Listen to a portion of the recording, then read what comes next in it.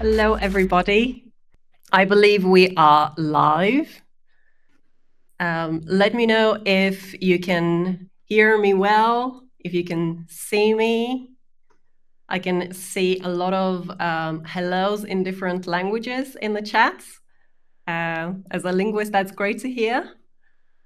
Okay, thank you, Taco. Good to hear. Good to see you. Right, so let's do the formal introduction. Hello, everyone. Welcome to the May edition of the SEO Update, where we bring you the latest and greatest in the world of SEO in the last month. This edition is particularly special because we are celebrating Yoast's 15th birthday. So we're almost an adult now. And I'd like to take just a minute to congratulate all the hundreds of people who have worked on the Yoast products throughout the years. I want to express sincere gratitude to Joost de Valk, the founder of Yoast, and of course, most of all, to all of Yoast users with whom we've grown alongside through 15 years. It's kind of hard to believe. And because we want to celebrate the occasion with you all, we have prepared a really fun surprise, but I'll leave the reveal to our SEO experts. Who are those experts, you say? Well, they are Carolyn Shelby and Alex Moss, who together make for a truly staggering amount of experience and know-how in all things SEO. So let's see what they have prepared for us today. On to you, Alex. Carolyn, welcome to the main stage. I'm going to join you at the end of our update. On to you. Thanks for having All right. me. Well, welcome everyone. Do we say happy birthday or do we say happy anniversary? I'm not sure. I would say it's. Oh, I don't know. I'm going to go with birthday. I would say birthday. I would say birthday, but yes, it feels weird because I kind of remember using Yoast from day one.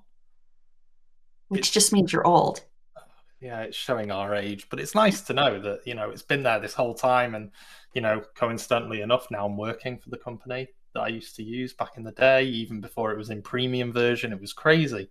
Getting good times, good times. All right, well, let's not focus on how old we are. Let us get into things. We do have a busy show today, so we should probably dive right in. Let us start out with if you have questions, as per always. I don't know what's wrong with my voice today. There are, you can ask questions and then you can go in and upvote questions, and we will strive very hard to answer the most upvoted questions. So you know how to do that. You can always learn more about today's topic at on our website. It's yoa.st/update-may-2025. That would be the year. And also, as always, if you'd like to continue the conversation, you can find us on our Facebook group, which is just /Yoast, or on Reddit. Our subreddit is r/Yoast SEO.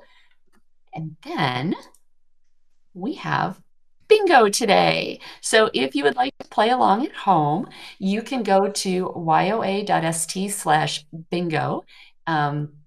There are different, every card's different. They've got unique words. The way we're going to do this is you're going to collect all the words on your card as the news items scroll through, because the news items contain the words that are mentioned or on the bingo cards. When your bingo card is full, you can email it to community@yoast.com. And apparently, if you send it in first, you can win an all Yoast WordPress plugin subscription for a whole year, free of charge, because that's your prize. But anyway, it'll be fun to play along. We'll try to make sure that we work in all the words. That's not true. We will work in all the words. Everyone loves a bit of bingo, right? Plus, as a participant, I'd already have an email already in draft. So the only thing I have to do is to copy and paste the URL I'm on and quickly hit send the moment that slide comes in. But yeah, we've added that to the chat on what to do, where to go to get it. And hopefully you'll be a prize winner here. But enough of prize. You know what is a prize that keeps on giving? What? The revolution of AI and its technology and what it's doing to SEO each and every month. I don't know if that's a prize. It's something that keeps giving, that's for sure. Why don't we dive into it? Because I know we do have a ton of news today. So let's start with our SEO and now, as always, AI news, because AI is quickly inescapable, right? The first big thing is that apparently, according to sources, Pinterest is emerging as a go-to search engine. I don't know that I agree with this, probably because I'm not of this demographic, but it seems that the Gen Zs, who are not the Gen As are the ones who say skibbity and stuff like that, right? So the Gen Zs are the group that's one generation older than the skibbity toilet people. They're going to Pinterest as a search engine first, and not all of them, but 39% is a pretty big number. I don't know what the 39% of consumers are. So as a search engine. Yeah, we'd need to know more maybe about the market research that it was done. But I know that when it comes to the younger generation who like image-based searching, especially at an entry point, and you've got anything that's visual-based, such as, home decor, things like that, are always going to win when it comes to, image-based inspiration on what to buy next. You can see that they're kind of touching on that with multimodal already, with Google using Google Lens to take a picture of anything, and then it will, search for it based on that. So for inspiration, 100%. But what I found when I searched Pinterest is that I'm not going to say 90%, but I'm definitely comfortable saying 80% of the images I click on thinking, like, let's say I'm looking for a dress. Pretty dress, like the dress, let's find this dress. Almost all of the results I click on don't have a link to go buy it, or they're using a designer picture, and the link takes me to an Alibaba site. So that's a frustrating search experience for me. If the pattern holds, though, and they get their act together and they get more people, like better results, they've got to find a way to filter out the garbage results, I think, is the problem. If it doesn't have a link to go buy it, I don't want to see it. Yeah. I mean, Steve from Systrix, he was saying that he uses design ideation for his searches, but still goes for 0.1% of his searches. So I still get it, but I don't know, maybe we're still all a bit too old where we would think that's something that should be done, but maybe isn't as much anymore. But Aita, if that's how you pronounce your name, recipes, that's interesting for me. So maybe you would use the search engine, see the end result, right? The end result image, and then maybe you go in there and it has a recipe of that. I didn't even know that Pinterest was used in that kind of a way, where you would get information with that picture, which is interesting. I think they do have too much garbage, though, in polluting their results. And if they want to be more widely adopted and be more useful, they need to clean up their act, because it's full of a lot of detritus that I don't want to have to wade through. Well, I'm surprised it's actually being called a search engine here, because to me, it's kind of in the same way as TikTok and Snap, right? I think Pinterest is kind of like a social, but it's not a social network. But for me, in my head, maybe I'm picturing it as a social publishing platform where it was categorized as social media in the beginning. I remember doing many talks where we mentioned Pinterest because it was considered social media, because it was supposed to be like mood boards, and you were just sharing your mood boards with people. And there really wasn't a lot of drive to attach those images to something else, like a website or a shopping experience. So if that's what they're moving towards, like I said, I think there's a lot of runway there. That's true. I mean, Taco's saying it's good for children's birthday parties. Someone in the funeral industry, Kate, not many people search Pinterest. You don't know what inspiration people are going to find in searching for an urn. There's always a niche somewhere, right? There's always a product to be sold in those things. But anyway, instead of Pinterest, let's go to more pressing stuff that's been happening, which absolutely. Google's ad revenue, which has been going up, and everything's been going up, and AI overviews being served to 1.5 billion users monthly. I mean, it's clearly the tests are going wider and wider and wider. Google is going to continue making money. I really don't think, I think the losers here are going to be the websites that were counting on that traffic. So I think we're just really going to have to, we're undergoing a seismic, people have been saying this is a seismic shift. People have been saying this is, groundbreaking and it's changing the landscape. This is what we call, it's not a storm. This is a cataclysm. Cataclysms come through and they leave the earth fundamentally different than it was before. And that's what we're going through now. I think this is our cataclysm, and things are not going to be different. They're not going to be the same. I don't even know if they're going to be recognizable once we're on the other side of this. No, so which is weirdly what I'm seeing as AI overviews. I kind of see them as some kind of bridge between the native SERP and the new conversational platforms. And this is the way to maybe get them to adopt it bit by bit. So we're going to show you some searches in some areas about certain things. It gets wider and wider and wider, as we're seeing here. And eventually AI overviews will be AI mode, and there will be no traditional There's not going to be anything else. Yeah. But let's see how long it takes to get to that point. Well, think about it. How long did it take to get here? Maybe a year? I'm going to go with nearly 2. I'm going with the ChatGPT is launched, which was in the fourth quarter of 23. Yes, 23, right? So it's a bit over a year, but we know that things are shifting quicker and adopting faster, and the pace is growing. So, well, I'm going to say that it was only about 12 months ago that AI Overviews was, maybe a little bit more than 12 months ago, AI Overviews started testing. Well, that was SGE then, wasn't it? Yeah, like we've gone from testing to it's going to replace everything in a remarkably fast amount of time. Yeah. So stay tuned, buckle up. Mm-hmm. ChatGPT, on the other hand, is gaining shopping search features, which is not ads, but it is the ability to actually do some shopping from ChatGPT, which is really interesting considering a lot of people are saying, and we've got some studies cited later in this, later in our slideshow, actually, ChatGPT is becoming the default search engine, like search experience, I guess, for a lot of people. They're not going to Google anymore. They're just going straight into their ChatGPT, and they're having conversations about things they're interested in rather than just, wandering about aimlessly searching. So adding the shopping search means one more reason you don't have to leave that experience to go back out to Google, which means all that work that we've done to optimize for Google might, it was useful when we did it, but that utility is waning. Yeah. And Aisha has another point. He beat me to it, saying no ads yet. I mean, yes. This to me is A/B testing, market research to find out where ads are going to be best placed. So some things that you might see may end up being an ad placement area, if you want to call it that, or ad real estate, and others will just disappear in favor of the test that won, right?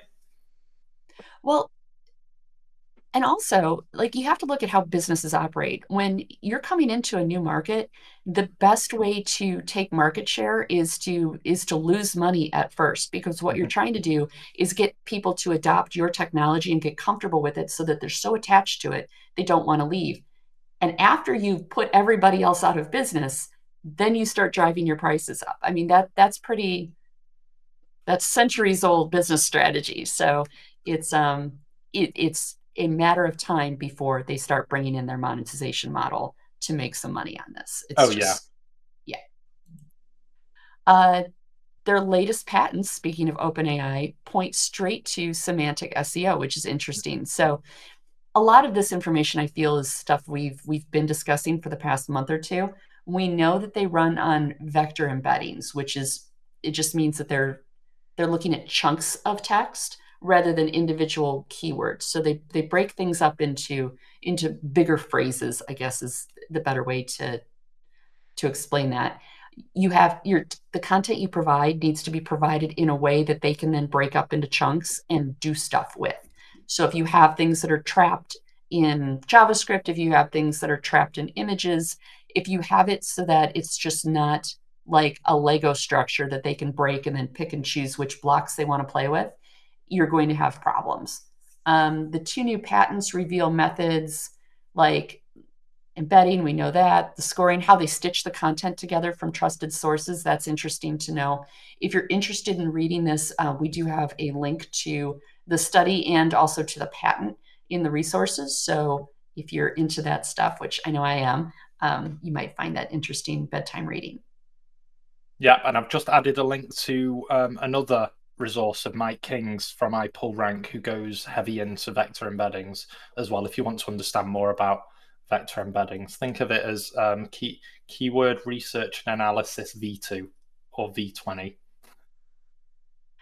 Have you seen this new thing that Google's doing with the local pack? I don't do a lot with local businesses, but I have heard that they're testing replacing that entire local pack with the AI overviews. I don't know if that's just in the US or if that's going global. I haven't seen it in the UK. Okay. I mean, I've heard about it happening, but I've never actually seen it in the wild. And that's not just from a client perspective, but searching, doing normal searches as a consumer, not yet. But again, this is, to me, an AI overview test is an AI overview. Them testing anything is just a prelude to what they're going to put in AI mode, which is going to be something.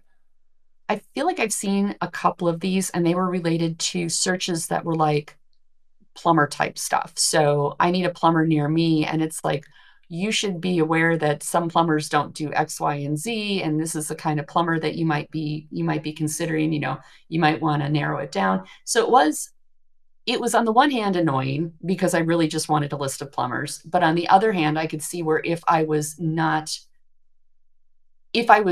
too vague in my initial query and it felt like I needed more information to get good information, I could see where that would be helpful. But I also have a hard time, I'd have to think about it more to figure out how they could apply this really broadly. So I don't know that this is going to end up ultimately replacing those local packs. Yeah, 100%. this might be a data collection exercise as well to see how best AI can synthesize whatever the knowledge will be, so you can understand what kind of plumber you need.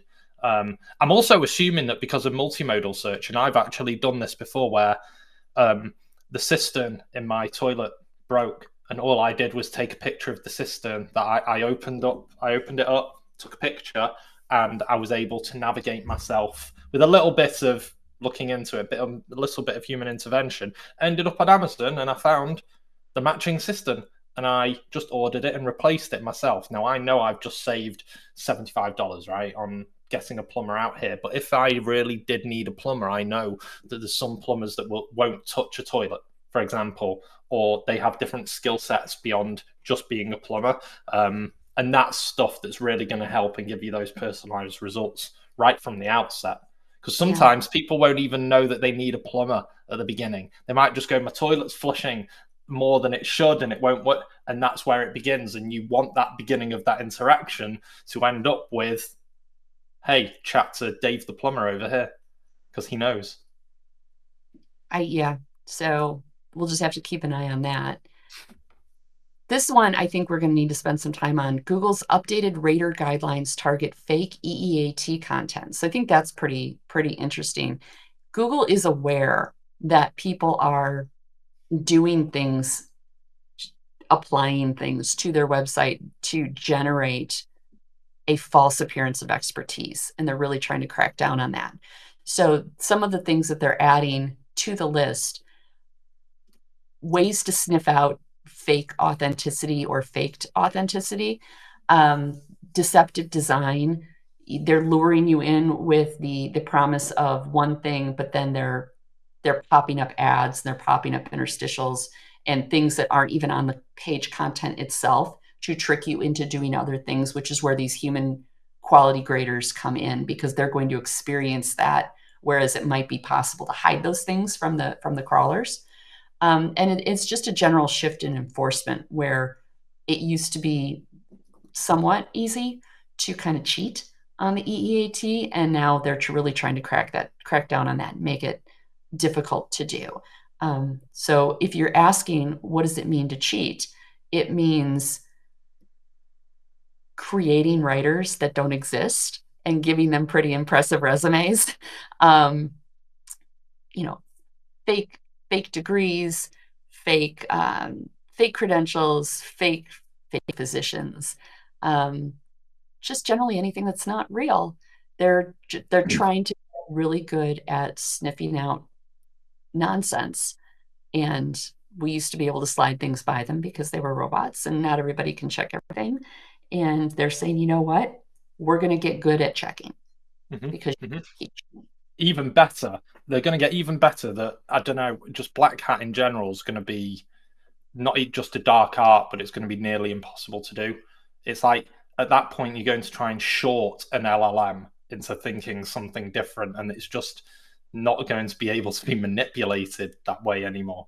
And this is key, right? It's like, I feel like it's kind of like getting a speeding fine. If you're speeding on the road and like you're speeding, but you take that risk anyway, and you see the camera, and then as soon as you see the camera and you get flashed, I don't know what it's like in the US, but you get flashed from behind, and as soon as you do that, you slow down. It's too late. You've already been caught, right? But you still kind of oh, no, I wasn't really going fast. You knew what you were doing. It happened. You've now been caught out, and now you have to kind of pay the fine. And if you keep on driving more, your fine's going to get bigger, and eventually you're going to get banned. That's a really good analogy, actually, of a bit of black hat. You should write that down. But it is kind of like that. Like, when you're doing generative AI content for the sake of making pages, that in that moment when you're hitting produce and publish, you're speeding. You know what you're doing. So don't expect to be complimented for it later by these systems. Well, and speaking of generative AI, people are not checking what the AIs are generating for them. The Chicago Sun-Times, okay, I used to work at the Tribune, so I'm like, I'm not going to say they're a major newspaper because competition, but they ran an article with the top 10 reads for the summer, and it came up with real authors, but it made up the titles of the books. So whoever this guy was who turned this in as his work didn't take the time to double check and make sure that it was recommending real books. And that can't even be that hard, because when you go through to drop in your links, which I assume you're doing, because why else are you writing that article? Because you want to get affiliate money for that. You have to find the books and then put the links in. Yeah. Like, that's peak lazy. So don't be lazy and check the work, make sure that nothing's fake or a lie, and you're probably more than 50% of the way there. Exactly. Right. Back to AI overviews. Semrush did some research showing what, I don't know, I feel like we could go through all of these bullet points, but I feel like you kind of already know what it's going to say, right? AI overviews are taking over informational-based search. I'm not even reading this, by the way. One-click searches are going up. You'll find that the only winners are going to be store owners, so e-com-based sites, and anything where you can't get the answer just by asking the question. How close was I? Multimodal. So images, yes. Oh, yes. Basically, if you're in one of those industries where they can answer questions pretty reliably, so you're in an industry that's very well documented, and people tend to have technical questions that have absolute answers, like science, health, law. A lot of those you're going to get replaced by the bots. The entire body of legal decisions for the past 100 years is in that training data. They don't need your junior lawyer who's making $200 an hour to go look that up anymore. They can just have the machine do it, and the machine is going to be pretty darn accurate. If it's in training data and it doesn't have to guess or generate anything, all it's doing is retrieving, you're cooked. So it's sad. It's a warning, I guess, of what's to come. But it is a good article. It's a good thorough research paper. And if you're interested in reading more about it, there's a link to it. So it's a lengthy read, but I think it is worth it if you're interested in what the state of things are. Yeah, and I haven't read it in full yet because it only came out yesterday. But I've also And it was added big. Ahrefs. Well, Yeah. no, this was a couple of weeks ago, I think, Semrush. But Ahrefs have made another one, which I've just added into the chat. That was the last 24 hours, and that looks at brand correlation with AI overviews as well. Okay, next, Cloudflare CEO is breaking the web's economy, and that search is broken. I don't know if I agree with him completely. I don't think search is broken. I think that the way in which people discover things is now not the way in which it is done before, right? So, and because of that, that kind of deprecates some business models. So he says here the open internet's at risk. It is, but I disagree that it'll just be AI regurgitating AI personally. And that actually goes in turn with us as marketers, as SEOs. That's the opportunity right there, is to not be in the AI regurgitating AI. Well, I think there's a slight misinterpretation of what's happening, and I think it's maybe on his part. The AIs aren't scraping the sites necessarily. They're retrieving information at the point that it's asked, and they come back and visit more often because when they're answering information based on a query at the point of the request, right? They go out and they look at websites and they look for the answer and they fan out from where they land to surrounding pages looking for the answer. And then they take that back and they go back to the user and they generate their answer. But none of that in that process is added to the training set. So they forget it.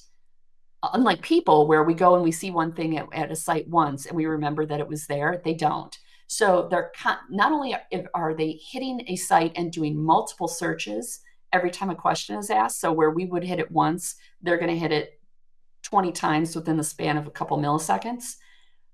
They forget as soon as they come back. And if we ask another follow-up question, they have to go back and do it again. So I think they're just doing a lot more searches than people would.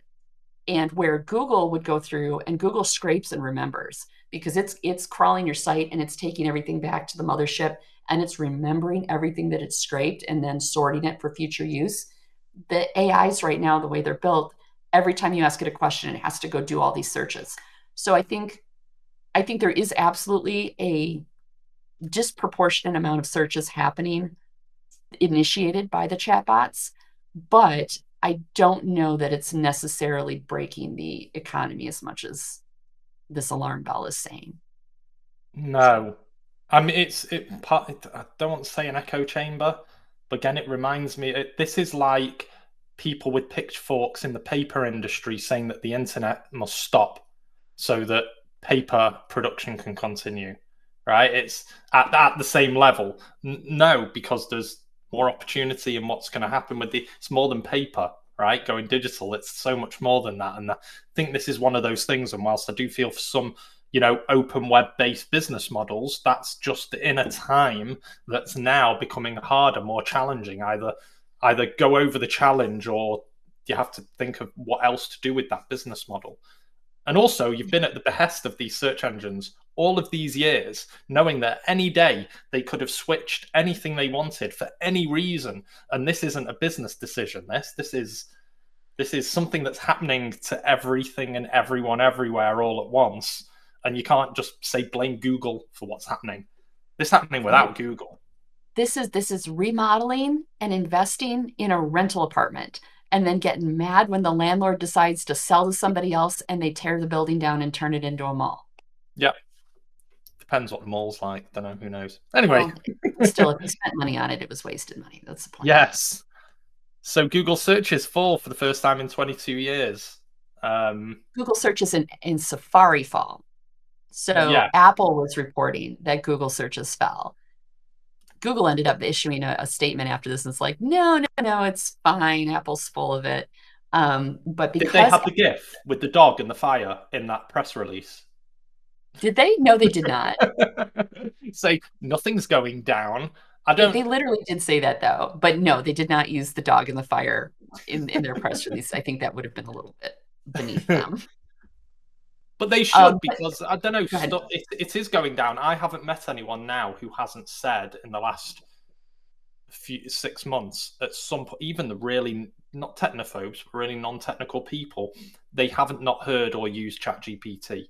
And I was even at someone's friend's house this weekend, and they hadn't. I was talking about other LLMs. I was like, "Have you used Claude or Gemini?"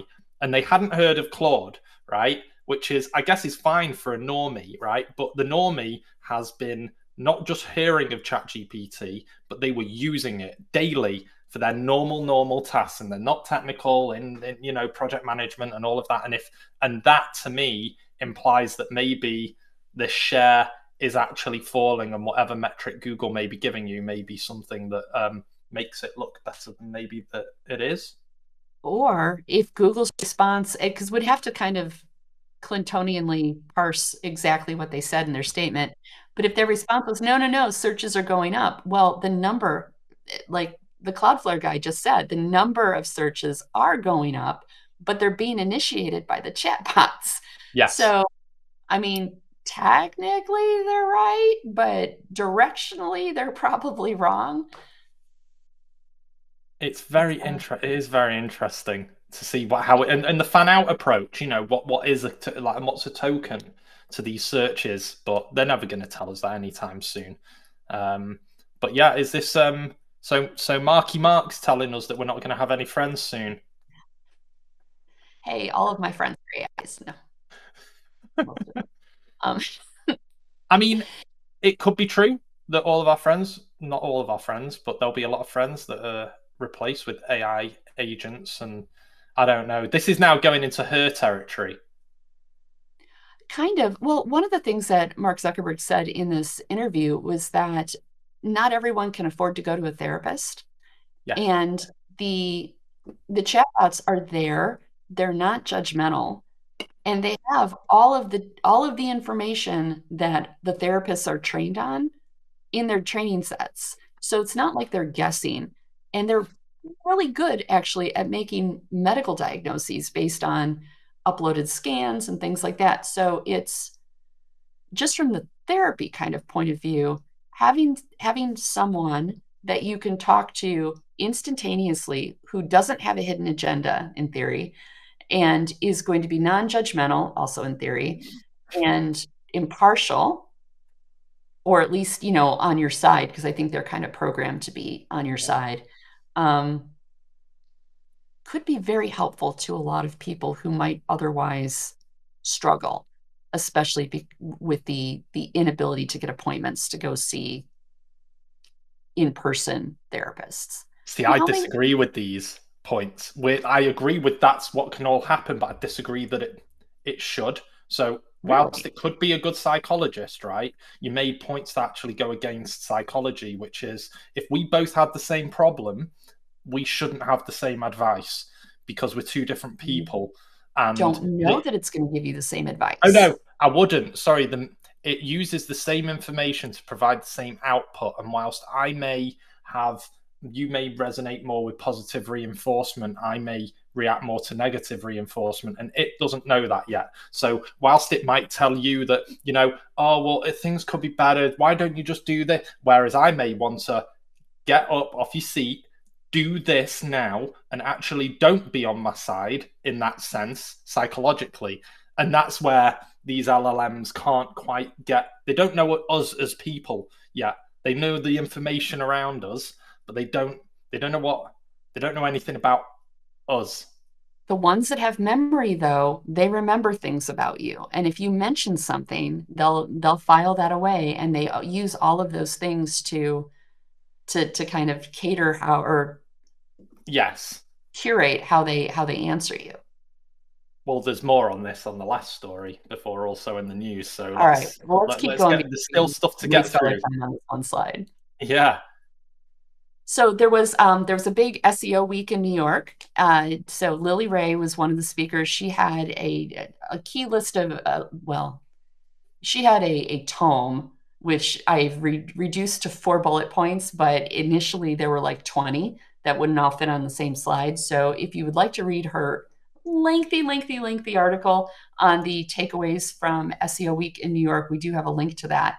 But here are the 4 highlights of the 20 highlights that I originally came up with. But again, a lot of it is stuff that, we've been saying over and over again. SEO is shifting from clicks to citations. Mm-hmm. Optimizing semantically is necessary to maintain visibility. Your content has to be structured right. It has to be accurate, and it has to be helpful. And if you cheat, you're going to get penalized. Sounds like the old school rules, right? For the most part, yeah. So what's old is new again? Interesting. It's the same but different. Well, that's history, right? Yeah. That's how the world works. Well, but although it's also nice to know that there isn't so much of a shift in all the things that we do and changes that we do. It's like it's kind of being backwards compatible with the ethics that we've been given or supposedly been adopting all of these years, and that the stuff around marketing and the processes and executing is still kind of the same. Kind of. Yeah. Just have to think more. So there was a lot happening in SEO week, but there's more. They're testing recipes. Google is in the interactive AI overviews, which is interesting. So they're taking the information that you're giving them and they're using that to find better matches. And I think part of this is just using Gemini and natural language processing to make sure that they're understanding your restrictions and requirements for a recipe better. It used to be that if you would say, I would like a recipe for pizza, no gluten, the word no and the word gluten wouldn't necessarily be put together and they would come up with, oh, you mean gluten-free. No. So there was some confusion there. I think the natural language processing with Gemini is getting much, much better at helping the engines come up with better responses to your specific queries. And then once you get into interactive mode with like AI mode, you can ask for a recipe and then start making clarifying requests. So I'd like a recipe for a pot roast that I can cook in the crock pot. And then it comes up with recipes. It's like, okay, I have a picky eater who won't eat onions. Do we have a recipe that doesn't include onions? Oh, but he won't eat carrots either. So find me one that also doesn't have carrots. And it'll just keep like iteratively refining what it's presenting to you. Well, that's interesting. Also, Pinterest. That's a threat for Pinterest, isn't it? Like we were saying before, it's being used for recipes. Interesting, but it's good to know that at least they're using that information to then get new recipes and a more confined. Not to pick on Pinterest, though, at least with Google, they've all got recipes attached to them. Like they all actually have recipes attached to them. They're not just pretty pictures. Yeah. So I would still default to using Google for this, just because I don't like it when I see a picture of a pretty pot roast and I click on it. It's like, oh, we had this last Thursday. I'm like, I want to know how you cooked it. Crazy. Right. All right. I feel like this is really obvious and short. I agree, but we should probably read it. Yeah. So Google updated image SEO best practice. You must use consistent URLs. That's pretty. How do I go into this? If you're using WordPress, it's all going to be put into a nice URL structure anyway. Oh no! But you know what the problem with WordPress is? People will upload the same picture over and over and over and over and over again every time they do a new article, instead of just going back to their library and using one that they already have. And that's going to waste your crawl budget, because you're going to end up with 50 copies of relatively the same image for no reason at all. Because there are some people who think that you have to have that by having a new image in your article, that somehow makes it more relevant, and it does not. No. So if you're using WordPress in the audience and you are doing that, stop. It's okay to use images that you already have. It's okay to go back to your media library and reuse images. What you do not want to do is reuse captions if those captions are not relevant to the current article. So just make sure that you've got a caption that is relevant to the article that you're inserting it in, and you're fine. You don't need to keep re-uploading the same image or slight variations of the same image just to get a fresh URL or a fresh caption. Yeah, and to quickly answer Charlotte Soto or Soto's answer, what about alt image text? Well, Carolyn mentioned caption image text should be different each time, but not necessarily alt images. I would say you may have a different It depends on how reasoning. specific you got in your alt text. Yes. I've always gone with alt text is always the description of what is inside the image, and that could be the same context in two different posts, but the caption of which may not be. So it hopefully you've depends got on an your answer. application, but in general, you just need to make sure that whatever it is you're including is relevant to the article that you're putting it on. If you write an article about cats, but the image that you provide is a dog, the dog needs to be relevant to that article somehow, because you've got alt text surrounding it that's going to say it's a dog. It's going to look irrelevant. It's going to throw off the mixture of the recipe for your for the relevancy. All right, so moving on. Yeah, 10 minutes and eight slides left, so let's do this. Okay, so this is actually a Reddit article. ChatGPT apparently last year was the 15th most visited site. Now it's the 5th. So it's growing rapidly. Other top 10s are losing traffic. Wikipedia fell 6%. People don't need to go to Wikipedia anymore because ChatGPT will give you the answer.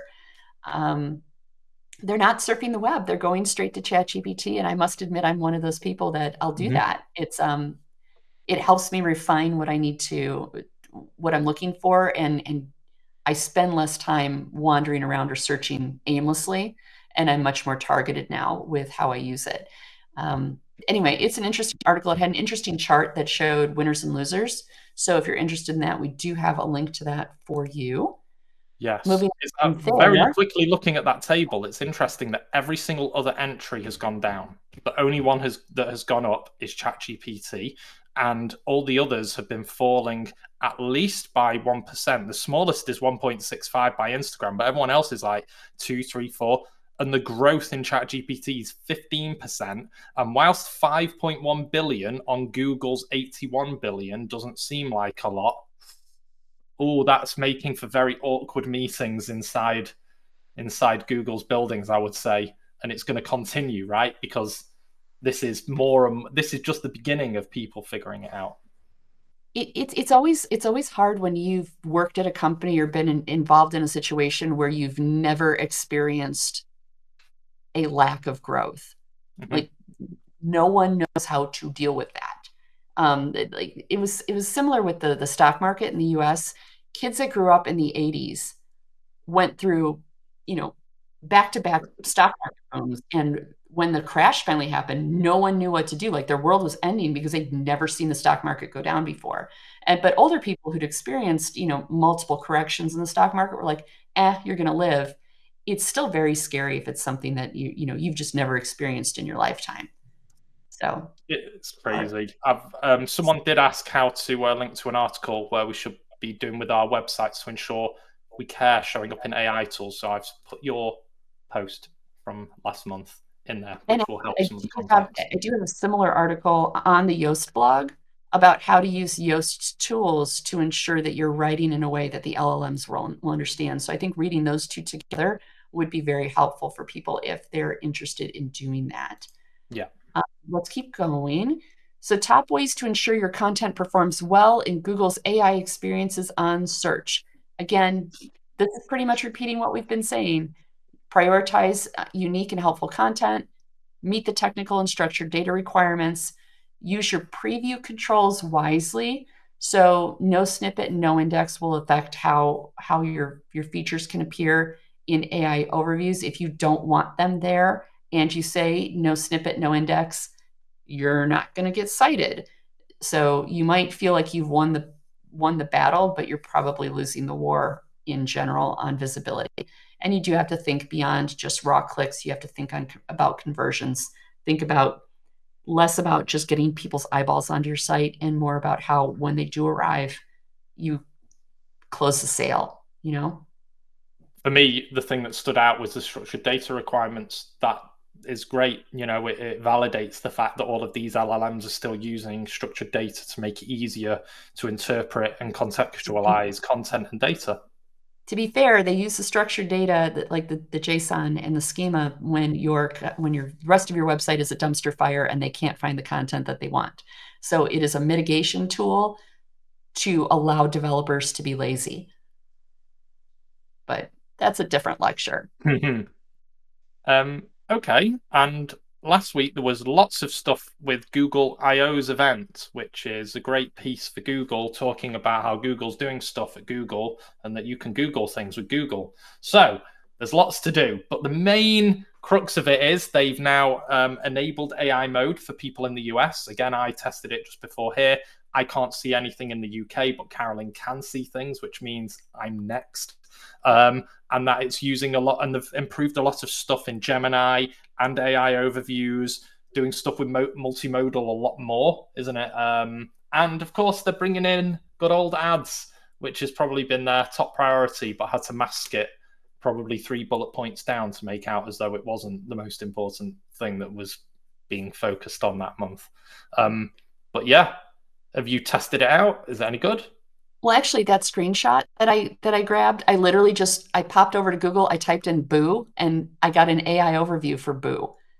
Okay, it gave me. So just to kind of illustrate how aggressive they're being about providing AI overviews for absolutely everything, I literally typed in the first word that came to my mind, and I got an AI overview for it. Scary. Boo.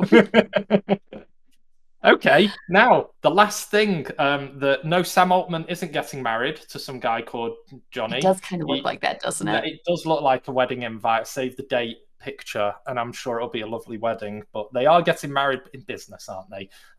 Sam has, did he acquire the company? But they created a new company called IO. And for anyone who doesn't know who Jony is the person who basically invented the design of both the iPhone and the MacBook. And it was kind of a thing where they kind of let him go. And if they just kept him, maybe these two wouldn't be having a wedding right now. And what's more interesting is the 10-minute video that they're in, and was very nicely produced, about what their plans are. And what it seems to be is that they are saying that they're going to be inventing or creating a third core device, right? So for you and me, the first and the second core devices are our laptop and our phone. So what they're implying is that there is going to be a third device that everyone is going to own. Everyone. And now I'm coming back to her. And what is this device? Because in my head, I pictured an Apple tag with a camera and a speaker. That's basically what people are saying. It's a device that you put on your desk. It's not got a screen, but of course it's going to be recording you, your surroundings, and maybe interacting with you if it has a speaker.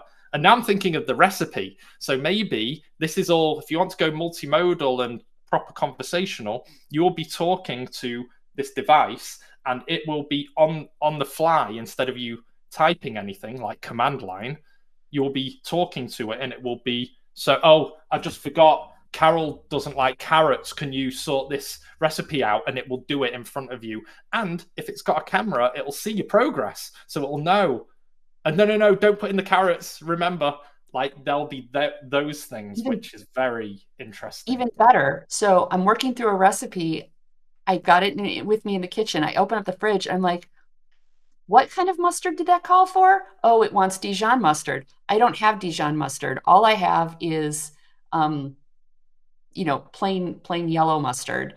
Oh, but do you have this? No, I literally only have this. Can you adjust the recipe? Sure, I can adjust the recipe. Here's what you should do instead. And there it goes. So, I mean, that would be super helpful. Let's see. Because it's like Meta have got the Ray-Bans, they've got the wearables going, right? And Steve was saying it could be a watch, but I'm like, I don't think that's good enough. It's not good enough. That's something you wear and take off. I'm thinking this is something you do. It does not leave your person ever. They did say that they don't want it to be a wearable, but how could it not leave your person if you're not wearing it? because a watch and a ring is something you wear, and glasses are something that you wear, a tag is something that you carry on you. I don't know, maybe semantics, but I don't know. To me, it's a companion. It's not a wearable. I don't know. Let's find out. I feel like an Let's implant would call be this. something would technically be something you wear, because it's like, Don't know. I don't know. I don't know, but let's see. Let's see. But that's the end of our very, very fast-paced month that's happened, and I had 10 days away, so coming back to all of that was quite a bit of a brain hemorrhage for me. But yeah, there may be questions. There's already quite a few, so I don't even know if we'll have all the time. And lastly, also in the news, before we get to very quick news and Q&A, because I know Marina is going to be gagging, but in here, Google updated the latest guidelines. Oh, we already covered that, didn't we? Oh, we did that one, yeah. Yeah, OpenAI has acquired a coding platform, Windsurf, for $3 billion, which if you're in Microsoft Copilot, I'd be looking at a lot. And might be its new competitor to get into the dev space. Also, if you Claude users, something to look into. The Mail Online reports 56% decrease in CTR, even in position 1 when AIOs are present. I mean, it's obvious, and I don't think Mail Online are playing a very big violin to the masses, because people Also, generally Mail Online's layout is painful to look at, and I can't blame anyone for not wanting to read it. Unhelpful, one may say. Unhelpful. And also, Sam Altman has said he plans to release an open source model, which might or might not be connected to Windsurf stuff up there. Google Search Console adds annotation in performance reports. Hallelujah. That's taken a while, but I feel like there's other problems they have that they need to focus on more than annotations in Search Console. And lastly, Claude 4 has been introduced by Anthropic. If you're technical in any way, do use Claude. It's quite cool. I've been using it a bit more for product development. And that's it. There are no WordPress news items. Slow month for WordPress. And we have one news item for Yoast. You have something for Yoast. So just released today, you can get Yoast AI Optimized now available in the classic editor. So that means if you you can use the AI to fix a number of SEO and readability issues in the block editor, which is Gutenberg, and now the classic editor, which some people greatly prefer to the block editor. So if you were sad that you did not have that available to you before, now you do. Happy, well, I was going to say Merry Christmas, but happy anniversary. Happy Yoastiversary. Happy Yoastiversary. Yes. All right. Leslie, we're in a few places, aren't we? We are. So you're going to be in Zagreb at the SEO Summit coming up. Yes, I'll be there talking next Friday. I'll be there from Tuesday evening. If anyone's about, do send me a DM. Would love to hang out. And if you're not and you're in the area or can be in the area, use the Yoast 15, get 15% off. And that's next week. I'll also be talking on the role of structured data for modern SEO, which based on even today, is going to be a bit fun as well. You're not going to WordCamp Europe, are you? I'm not either, because I'll be in Zagreb. Right. But Yoast will be out there in a lot of force. We've got a stand. I'm sure there'll be goodies and swags and so on. And are these your two? Yeah, these are my two. So I'm going to be doing a site clinic at SMX Advanced in Boston, if anyone is going to be there. And I believe for my particular site clinic, you only need a trade hall, exhibit hall pass. You don't need a full session pass to get into my session. So it's a little bit cheaper than if you do that. Also, I have 20% discount coupons as a speaker available. So if you are in the Boston area and you want to go to that conference, feel free to hit me up and I'll see what I can do for you. And then at PubCon Pro in Austin, Texas, June 19th and 20th, I am giving the keynote address, the opening keynote address, and then I have a session that I'm doing later. So if you are in Texas and you are interested in talking, that is where I will be. And then Yoast is celebrating its 15th anniversary. Happy Yoastiversary. So if you would like to claim your 15% discount on all Yoast products using the discount code, you can go to yoast.com to use that. The code today is SEO Update 2705, and you can scan the little QR code to make it go. That code is only good until June 6th. So if you have any purchases to make and you would like your 15% discount, use it before June the 6th. And then our next show is Tuesday, June 24th, same time, same place. Cool. Can we go back one so people can see the discount Absolutely. code and the QR. And we might as well use the Q&A on that window, right? It's better than seeing our faces next to our faces. Sure. We went 5 minutes overboard. I'm so sorry, Marina. Let's not do small talk. What are these questions? Yes.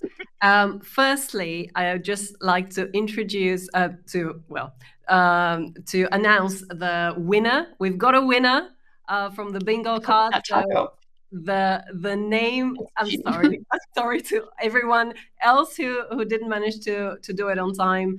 But our winner is called Annette Rem. So congratulations. You're gonna get access to all Yoast products for a year. And we're going to contact you by mail for all the details. Woohoo! Congrats. All right, 5 minutes for questions. Let's see. So we have a lot of questions about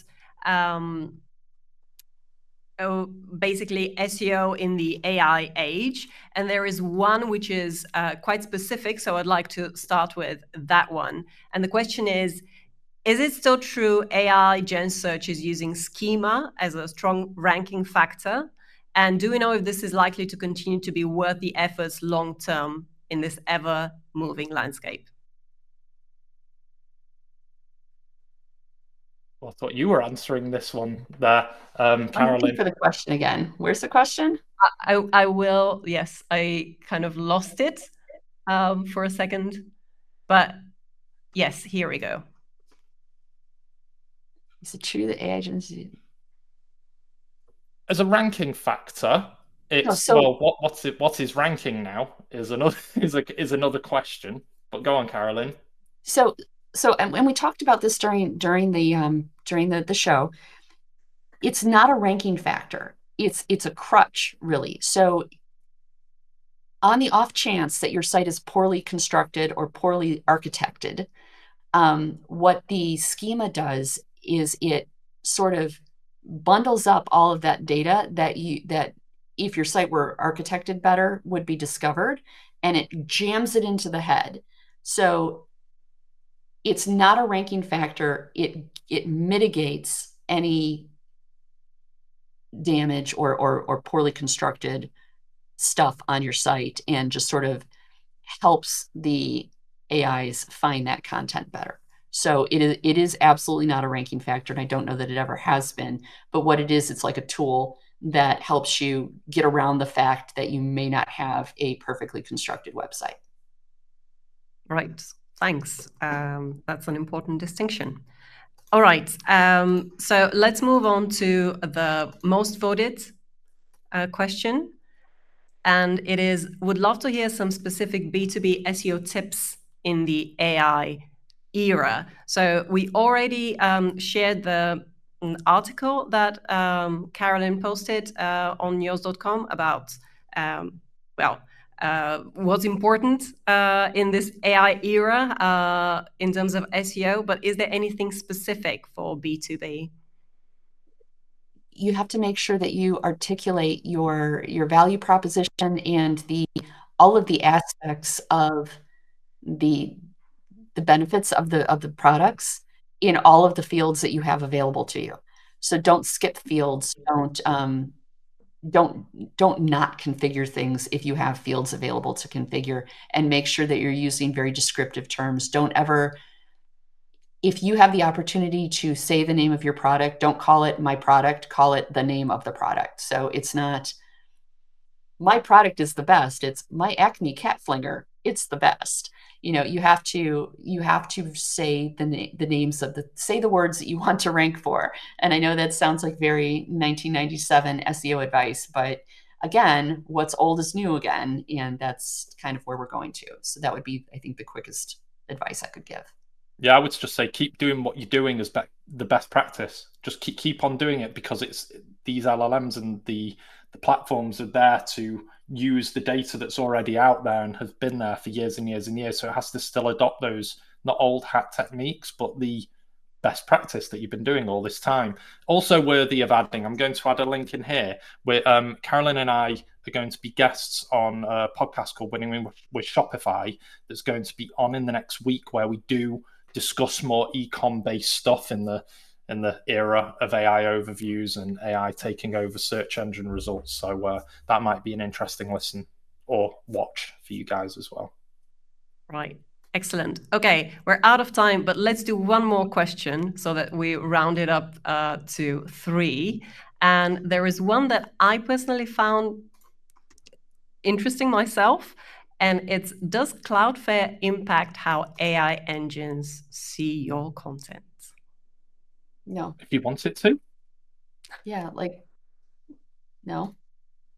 It doesn't need to if you don't want it to, but it has AI audits, which is quite good. It gives you insight on like what chatbots are serving your site and where, kind of like a mini search console just for these LLM platforms. And it may give you insight onto things to do next, or what to optimize or what to not. What is it accessing? What do you want it to access that didn't do already? You know, again, like the old school SEO stuff that you'd be looking in Google Analytics, you're now looking in there. If there's stuff that you really don't want it to hit, you can actually add rules specifically for specific LLMs to not hit certain areas of your site if you don't want it to.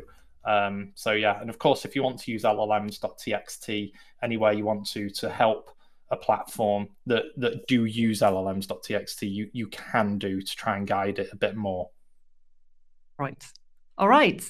Well, I'm afraid that's all the time we have. But yeah, it was very interesting for me. Thank you very much, Alex and Carolyn. Thanks to everyone who joined, all your questions and discussions and comments in the chat. And again, congratulations to our winner, Annette Rem. I hope I'm pronouncing your name correctly. And you can follow Yoast in the Crowdcast, our Crowdcast account. We're going to have another update the following month. But this is it for now from us. Thank you. Bye, everyone. Bye-bye.